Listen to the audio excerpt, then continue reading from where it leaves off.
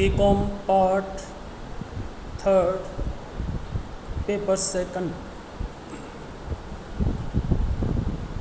विज्ञापन की उपादेयता, महत्व या लाभ। वर्तमान समय में विज्ञापन के लाभ निर्माताओं को, मध्यस्थों को, फुटकर व्यापारियों को, उपभोक्ताओं को और साथ ही साथ में समाज एवं सरकार को भी होते हैं।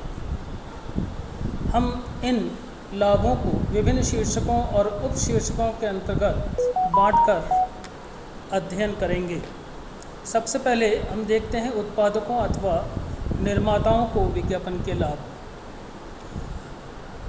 उत्पादकों को विज्ञापन से उत्पादों में मांग में वृद्धि का लाभ प्राप्त होता है। जब मांग में वृद्धि होती है तो उन्हें उत्पादन में वृद्धि करनी पड़ती है, अर्थात उत्पादन में वृद्धि होती है। उपभोक्ता नई तरह की और नए उपयोग की वस्तुओं की मांग करता है। परिणामतः उत्पादक उन वस्तुओं के निर्माण की ओर अग्रसर होते हैं।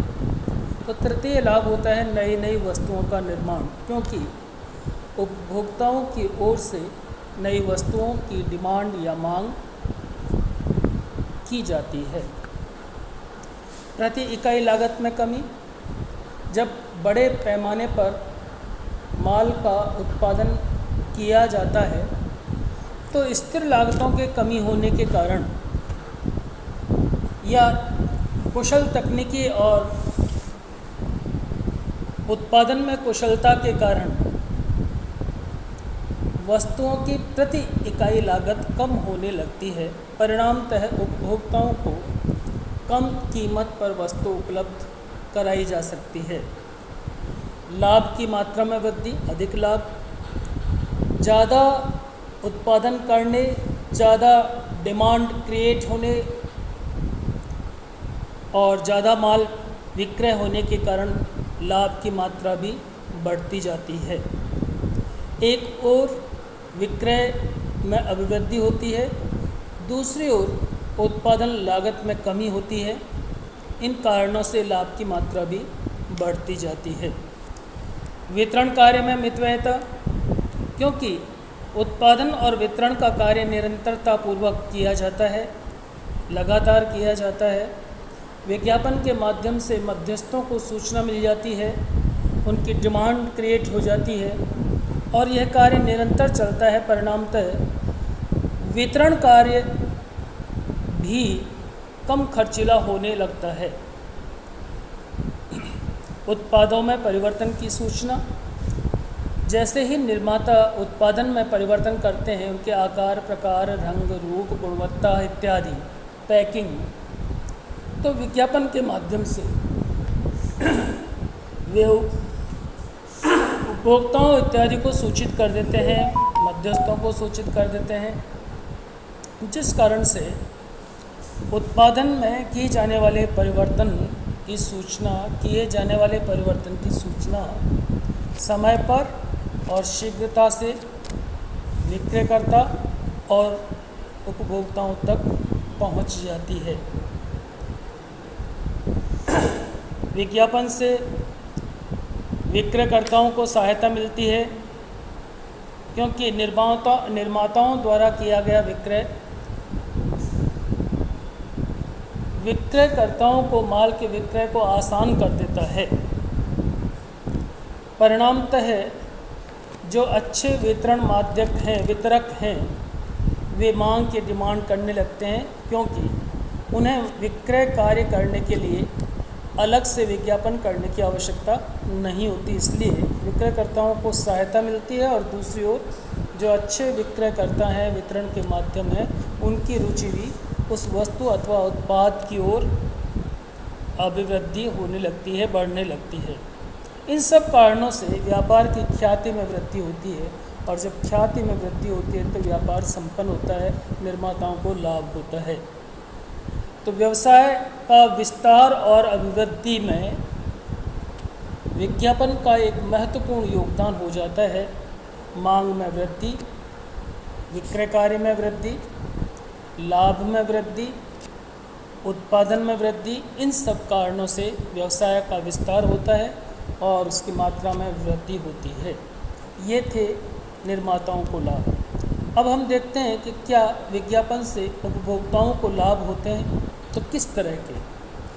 उपभोक्ता जब एक स्थान पर अपने स्थान पर रहता है तो उसके पास जानकारी के स्रोत कम हो जाते हैं, लेकिन विज्ञापन के माध्यम से जानकारी को निर्माता अथवा विक्रयकर्ता के द्वारा उपभोक्ताओं तक पहुंचाया जाता है।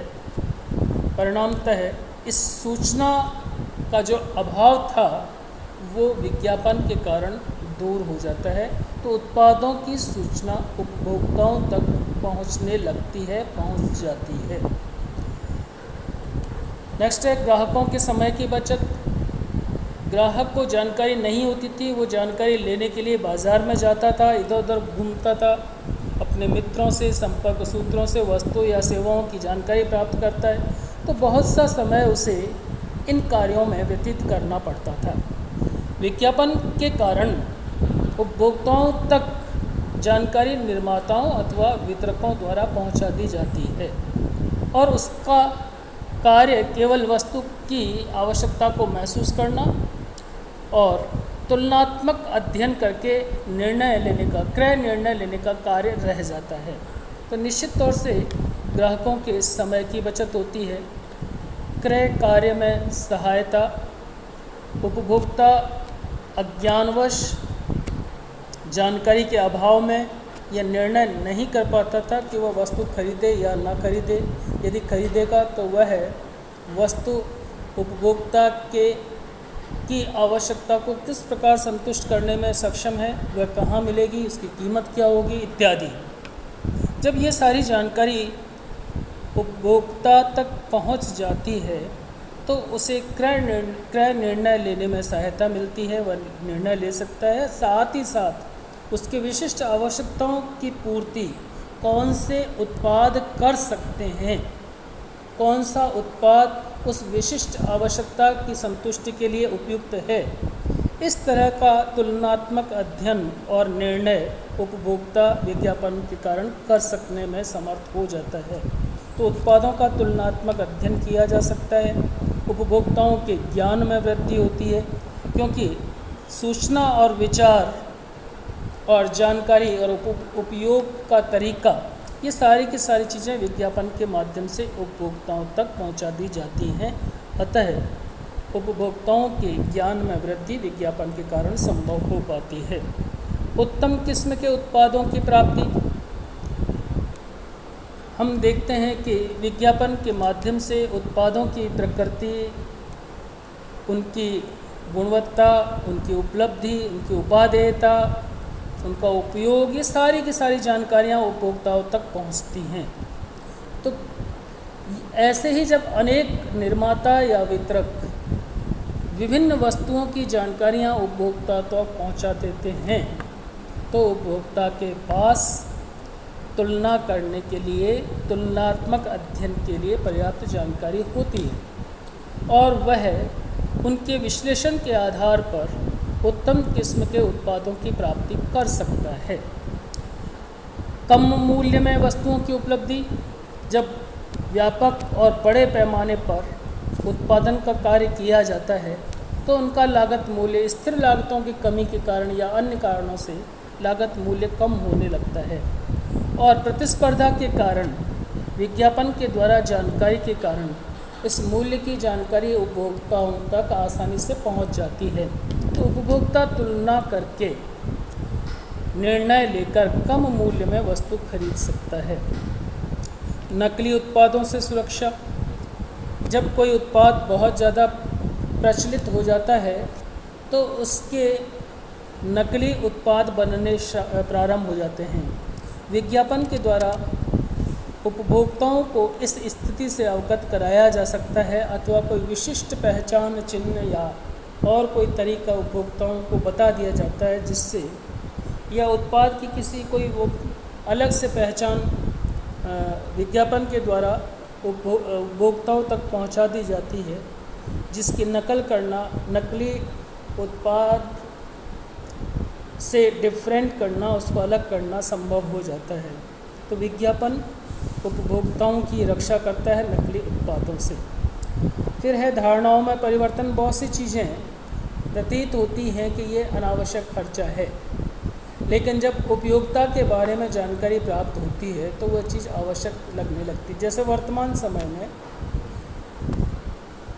इंटरनेट द्वारा अध्ययन के लिए मोबाइल या टैबलेट जैसी चीज़ों की आवश्यकता महसूस होने लगी, और इसके संबंध में जानकारी विज्ञापन के द्वारा उपभोक्ताओं तक पहुंच जाती है। तो उपभोक्ताओं की धारणाओं में परिवर्तन आ जाता है, और जैसे जैसे उपभोक्ता वस्तुओं के या उत्पादों की मात्रा उपभोग में ज़्यादा लेने लगता है, अधिक वस्तुओं का उपभोग करने लगता है, तो